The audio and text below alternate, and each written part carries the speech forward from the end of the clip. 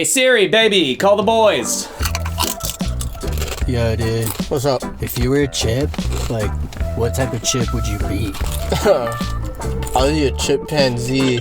That's so Oh good. shit, Jeff's calling. Oh shit. Yo, hey, what's goody, dude? Yo, what up? Hey guys, I'm here on the website and I'm not seeing anything for the 420 sale. What's going on?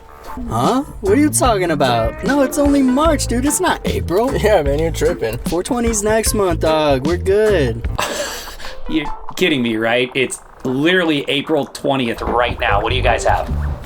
Oh, dude, actually, we're going through a tunnel right now. We're about to lose service. We might not. Oh, you gotta be kidding me. Did they just hang up on me? Oh, I'm ruined. Yeah, that was a close one, dog. Is it already April? Dude, We gotta get our sale going. we better get it rolling, bro. Ha!